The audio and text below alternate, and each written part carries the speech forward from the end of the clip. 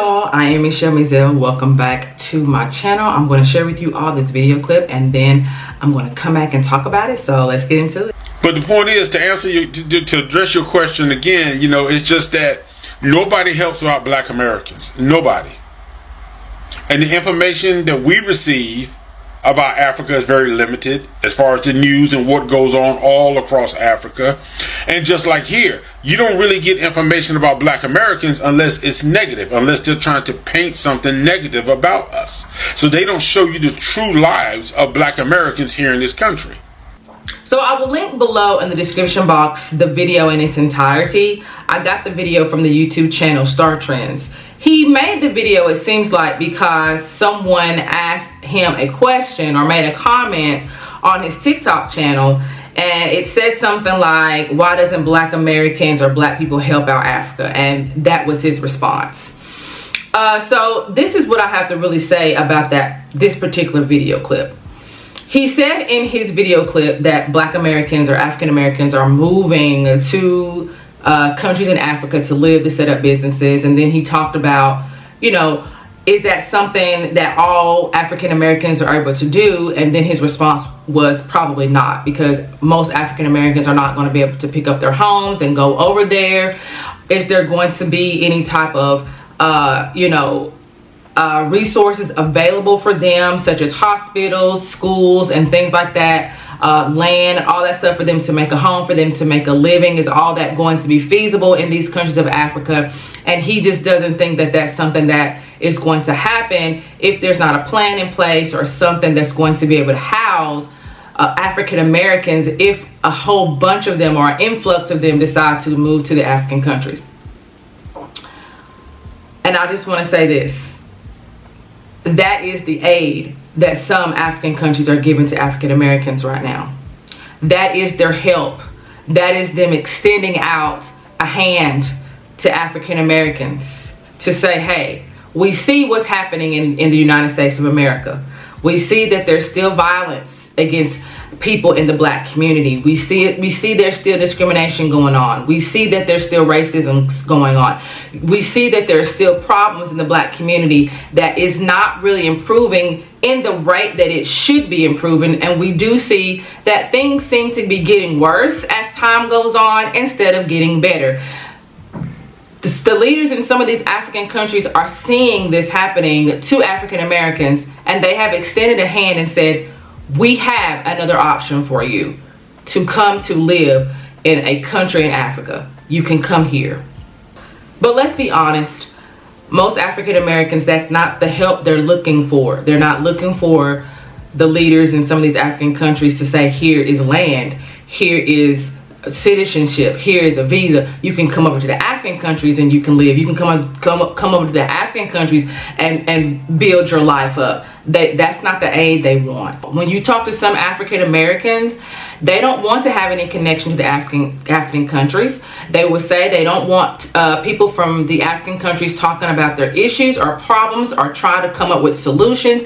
And so when you have that type of mentality going on, when you have some African Americans that are saying, I don't want people in the African countries worrying about or saying anything about what's happening in the Black community in the U.S., then there's no way then for aid to take place. There's no way then for help to take place if you have made it perfectly clear that you don't want these people in your business. So you can't say you don't want people in your business and then say they're not helping you.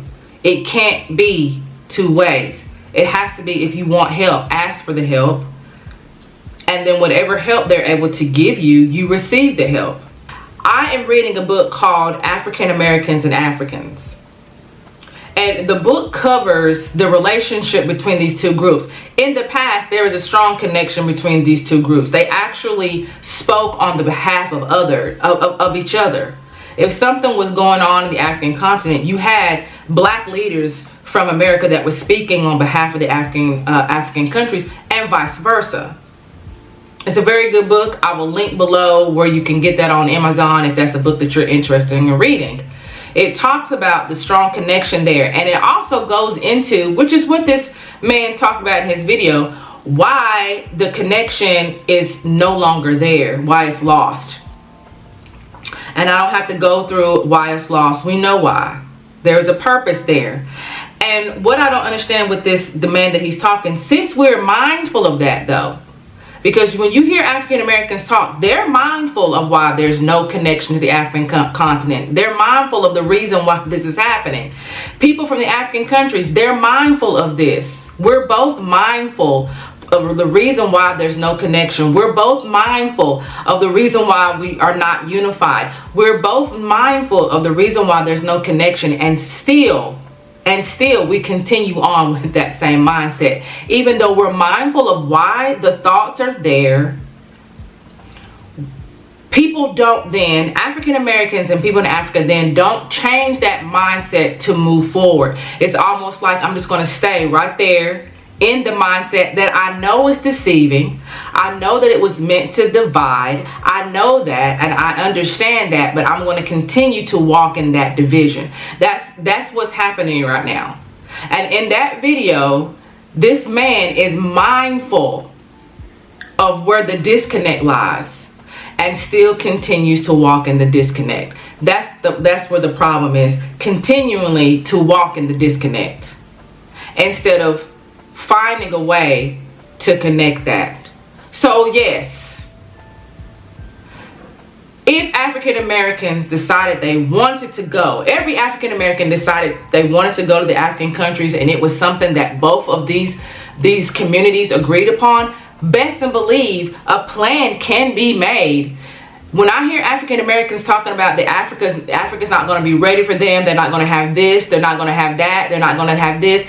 If you have African Americans and Africans working together for that goal, for the African Americans to move to the African continent, you're telling me that those two groups of people can't come together and start developing infrastructure and putting infrastructure in place in the countries of Africa to make it happen so that African Americans can come over there to live? You're telling me that Africans and African Americans don't have that mindset that a plan can be put in place for infrastructures for there to be able to hold as many African Americans as possible in the African continent. Of course that could happen. Of course that could happen.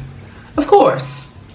If that's something that both communities want to do and they know that it's the betterment for both people, for both communities, of course it can be done.